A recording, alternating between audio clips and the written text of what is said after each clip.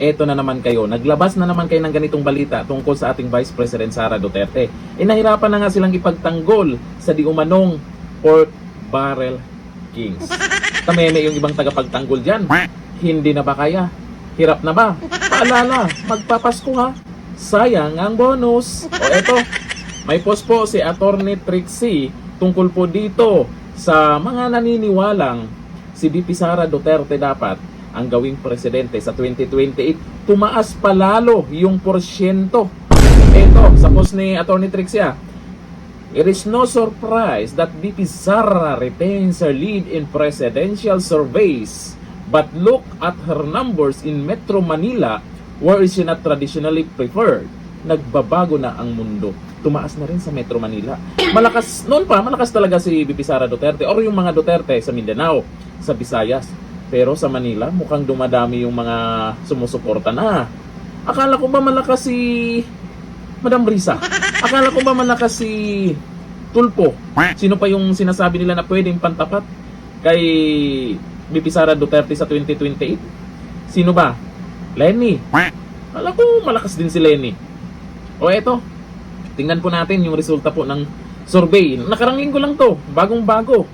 November. O eto, nangunguna pa rin po si VP Sara Duterte. Sa mga anti-Duterte dyan ha, ba mag-iiyakan na naman kayo? Alam ko ito ang ayaw nyong balita. Sasabihin nyo na naman, gawa-gawa nyo yan. Wag iyak. Oo. O eto, 33.3% na po ang nakuha ni VP Sara Duterte dyan. Kay Tulpo, naku, bakit biglang lumayo ang agwat na itong dalawang to? Di ba si Senator Rapi Tulfo ay malakas talaga yan? Maraming naniniwala talaga dyan. At maraming natulungan yan. Lalo na pag viral, yung away pamilya. Ang bilis niyan. Oo. Diba? Paano kaya yung dating pinaimbestigahan niya no? Anong balita kaya nun? O eto, ang pangatlo. Sobrang layo na. Robredo, Lenny, 13%. Parang bumaba kumpara nung nakaraan. Kay Senator Bongo, 4%. Kasi ito si Senator Bongo ay hindi na dapat to isama dyan sa survey na yan kung nandyan po si VP Sara Duterte. Alam po natin na pwedeng mabawasan ng kunting porsyento itong kay VP Sara Duterte pag nandyan si Senator Bongo. Ba't di ba pinagsama tong dalawa? Di ba? O dito kay Robin Padilla, o akalain mo sinabay pa si Senator Robin Padilla. Nakakuha pa rin ng 3.3% si Senator Robin Padilla. Sa tingin nyo, itong si Senator Bongo at si Senator Robin Padilla, pwedeng magsabay yung dalawa? Kung hindi na isama dyan sa survey na yan, itong si Senator Robin Padilla at si Senator Bongo, ay hindi lang 33.3% ang makukuha ni VP Sara Duterte.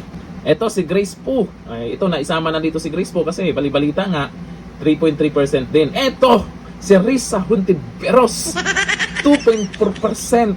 Ito ang malakas na pwedeng ipantapat kay VP Sara. Ito ang pantapat ni sino ba yung sikat-sikatan? Ni Trillanes ba yun? Sikat din yun, di ba? Ito ang pwedeng pantapat daw niya. Kasi ito talaga yung malakas, di ba? Risa Hontiveros, 2.4%. Kaya yan. Kay Aquino, kay Bam Aquino, 2%. Kay Kiko Pangalanan, 1.6%. Ito pa, malakas din to, di ba? At marami ding sumusuporta nito. Sikat na vlogger na kilala ko ay talagang ang galing magsalita tungkol sa kanya. Kasi talagang hindi daw ito magnanakaw.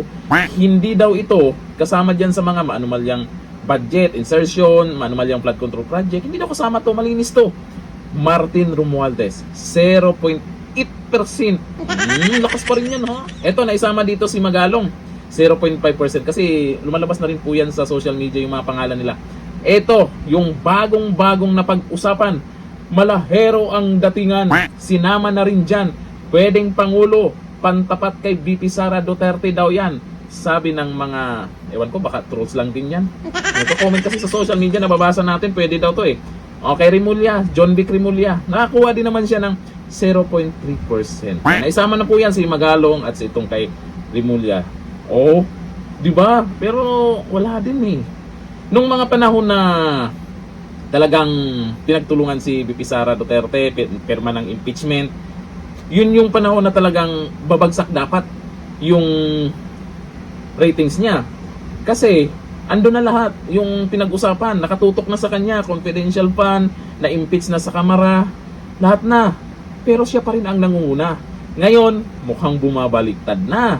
Iba na po ngayon ang tinutukan ng taong bayan kung sino ang dapat ang managot, kung sino dapat yung maparusahan ng mga buhaya dyan, yung pumaldo, lalo sa flood control project. Napapansin nyo sa kabila na. Napapansin nyo may iba, nakakarma na. Kaya malamang tuloy-tuloy po itong pagtaas ng ratings o pagtaas ng porsyento na gustong maging presidente si VP Sara. Partida, sinama pa dyan si Senator Bongo at si Senator Robin Padilla. Malamang mababawasan ng kaunting porsyento. Ilan ding porsyento ang nakuha ni Senator Bongo? 4% din yan. Kay Senator Robin Padilla, 3.3%. Ito sa Metro Manila. Dito sa Luzon ay ang laki po ng pinagbago pagdating dyan sa presidential survey para sa 2028 election. Dito sa Metro Manila, mukhang ang laki ng inangat ha. Kay VP Sara Duterte, umangat na po siya sa 23%. Sa ibang lugar ng Luzon, 20%. Sa Visayas, malamang 43%. Mindanao, 58%. Napakataas na po niyan. Ewan ko lang kung kaya nilang dumikit dyan. Hindi ko lang alam kung kaya nilang dumikit dyan sa kay VP Sara Duterte. Kaya walang ibang paraan itong iba. Gustong pag-usapan na naman. O mayroon ng mga nagsasabing maghain ulit ng impeachment complaint sa next year. 'Di ba? Kung ayaw nyo talaga sa mga Duterte, talunin nyo sa eleksyon. Kahit anong paninira ang gagawin nyo, talo pa rin kayo.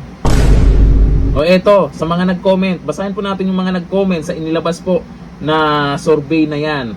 Sabi po ni Bioli Venturanza, na-realize na ng taga Metro Manila and Luzon that Sara is the only one who has no issue sa pagnanakaw at kasinungalingan. Kahit halos walang budget office niya, tuloy-tuloy pa rin ang tulong kasi hindi binubulsa. Napansin nyo po na itong nakaraan yung nagkaroon ng lindol, nagkaroon ng baha, hindi nawawala ang Office of the Vice President. Minsan pa nga nauuna pa sila. Di ba? Sabi po ni Exley Kers Prodente, ba't wala si Soto? Iyon pa naman gusto nilang ipalit na maging Pangulo. Oo nga pala. Di ba malakas din yun, di ba? Si Tito Sen, oo, malakas yun. Malakas talaga yun. Sabi ni Dran Rev Aquino, akala ko si Risa ang malakas. Oo, ang akala ko rin si Madam Risa talaga ang malakas. Yan po ang pagkakaalam ko talaga. Yan yung pambato nila. Lalo na sa sinasabi po ni Trillanes na si Risa Ontiveros na pwedeng pantapat kay VP Sara. Alam ko, yan talaga ang malakas na pinakamalakas ang tingin ko na maging katapat ni VP Sara Duterte. Pero sa resulta ng survey ngayon, mukhang wala pa rin eh. Hindi pa rin nila kayang dumikit kay VP Sara Duterte eh. Hindi nyo kayang burahin yan. Bakit? Nakatatak na yan. Lalo na nung naging presidente si Tatay Digong, dun sa mga proyektong nagawa niya, dito pa lang sa Metro Manila, yung Dolomite Beach, di ba? Tatak Duterte yan na hindi nyo kayang burahin. At yung iba pa gustong pa-imbestiga. Ako sa inyo, magtrabaho na lang kayo. At itong mga kurap na nababanggit na yung pangalan sa media, sa social media, yung King of Pork Barrel ba yun at kung sino man, huwag nyo nang kampihan. Makinig kayo sa sigaw ng taong bayan. Kung ano yung gusto nila, doon kayo. Hindi yung inuuna yung sarili nyo. Basta lang magkaganito. Baka bandang huli, maglaglagan kayo. Pansin nyo, sila nga, naglaglagan na. Magkakamag-anak nga, naglalaglagan na. Kayo pa kaya, di ba? Nandito natin kayo. Bye-bye.